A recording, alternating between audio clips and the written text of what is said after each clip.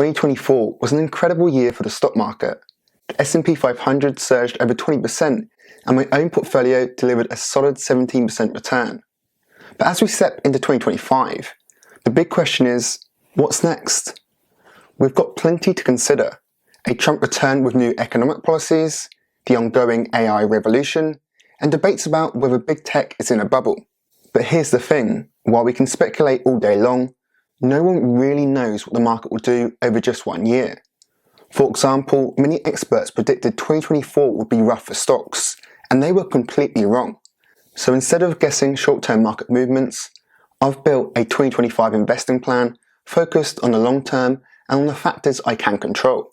And in this video, I'm going to take you through it in 4 parts. Firstly, taking you through my investing goal. Secondly, going through how much I plan to invest. Thirdly, going through the account types and platforms I'll use. And lastly, going through what I'll actually invest in. Before we begin, I want to make clear that this video is not financial advice. I'm not a financial advisor. I'm simply sharing my journey in the hope that it might be useful to others on a similar path. And with that, let's get started with part 1.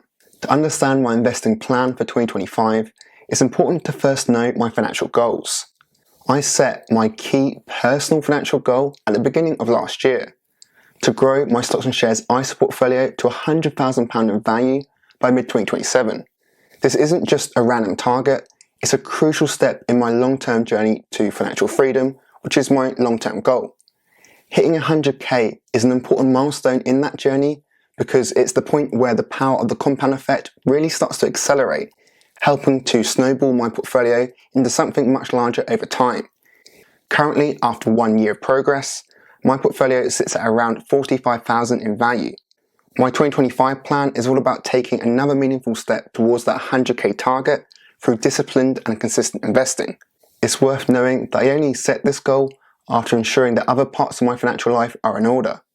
I have no debts outside of my mortgage, and this gives me the freedom to focus my spare income almost entirely on growing my investments.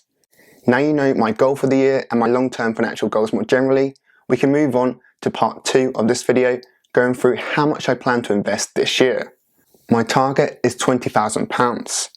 I've been consistently investing £1,500 per month since the start of 2024, and I plan to continue doing this in 2025. But the difference from last year is that I'd like to have an additional £2,000 ready to invest when I see a good opportunity in the market. The reason I've chosen £20,000 as my total contributions for the year is because simply this is the maximum I can afford, and it's also the maximum annual ISA allowance. This brings us on to the next part of the video in the account type and platforms I'll be using. My primary account for 2025 will be my stocks and shares ISA. This is the account I plan to use to build my portfolio to 100k and beyond on my journey to financial freedom. Why this account? Well, it allows my investments to grow tax-free, so when I do eventually withdraw money, I won't have to pay tax on those gains, assuming regulations stay the same. You may be wondering, why am I not prioritizing a pension account, as they are an even more tax-efficient way to invest, since contributions are also tax-deductible. However, pensions don't offer the flexibility I need to achieve my longer-term goal to be financially free before the usual retirement age, since they come with age restrictions on withdrawals, whereas an ISA allows me to access funds whenever I choose. I still plan to contribute to my workplace pension in 2025 to benefit from my employer's matching contributions, as this is effectively free money. But my ISA is my primary account type and focus for the next year. In terms of platforms, I'll be using 2. Firstly, InvestEngine, my main platform, where I'll invest £18,000 in diversified long-term investments. Secondly, Trading212, my secondary platform, where I'll invest £2,000 for higher risk investments in individual stocks. I've chosen these platforms because they're both low cost in terms of fees and provide access to the investments I want. I'm intentionally separating my long-term investments from my higher risk stocks on different platforms, as this will hopefully stop me being tempted to tinker with my long-term portfolio. Now we know this, let's move on to the most critical part of my plan, what I'll actually invest in. My strategy is focused on the long term, and there's a reason for that. The market is volatile over the short term, and history shows us time and time again we can't guarantee that yesterday's winners will become tomorrow's winners. For example, if we look at the top 10 companies by market cap from 20 years ago in 2005, names like ExxonMobil, General Electric, and Citigroup dominated the list.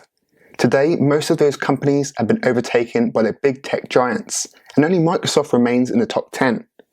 This shows that the strategy of solely backing the biggest companies of today hasn't historically worked out over the long term. In fact, we don't even know if the US will continue to dominate.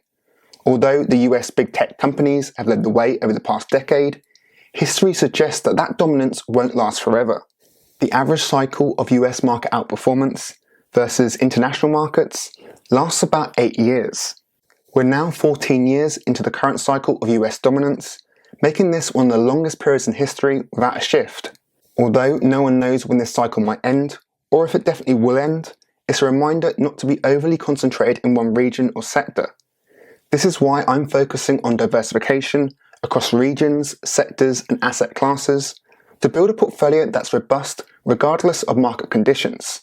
My approach isn't about betting on the short-term success of single sectors or countries, but instead capturing stable long-term returns across the entire market. So here's how I'm allocating my contributions for 2025. 80% of my contributions will go into global funds. The first global fund is HSBC's MSCI World ETF. Here I'll be allocating 70% of my contributions, so £14,000.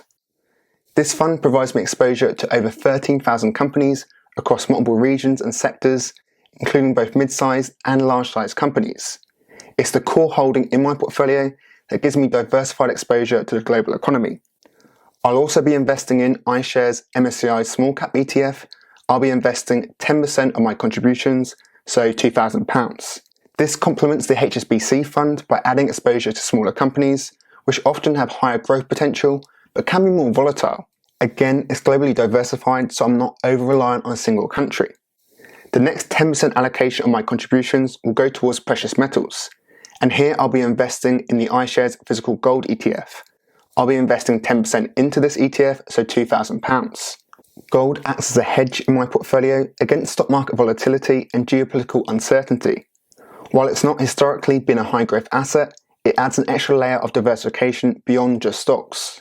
The final 10% of my contributions will be allocated to individual stocks. Firstly, Alphabet, aka Google.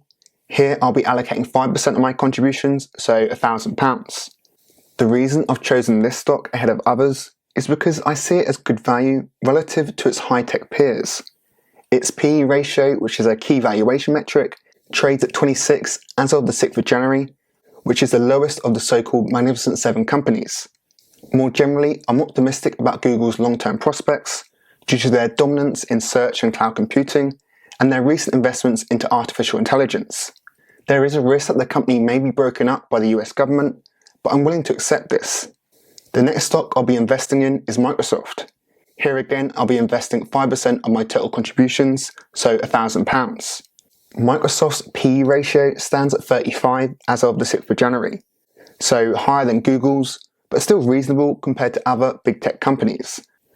However, probably the biggest factor which has led me to invest in them is their proven track record of adapting to changing market trends over the last 30 or so years. We saw earlier that they're the sole survivor from the 2005 top 10 market cap list. Now, you may be wondering, why take the risk on individual stocks at all? Well, this is only a small allocation at just 10% of my portfolio, and for investing in these two companies, it allows me to capture the potential upside of their growth while keeping the risk low, in that if Microsoft or Google don't do well, I have the rest of my investments to fall back on. The key point here is that my portfolio is structured not to depend on the performance of a single region, sector, or company. We can't predict the future, but what I can do is build a portfolio that's robust across market cycles. That's why the majority of my investments are in diversified global funds. So that's my 2025 investing plan. To recap, I plan on investing £20,000 and plan to move closer to the £100,000 portfolio target. I plan on using the Stocks and Shares ISA account type and will be using two platforms in Invest Engine and Trading 212. And I plan on investing mostly into diversified global funds, but also into a precious metal fund in a gold fund and two individual stocks.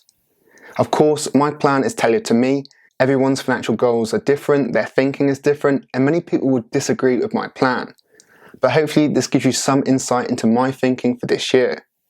If you'd like to follow my journey, and my journey specifically to 100k, then I'd greatly appreciate subscribe. But for this video, thanks for watching.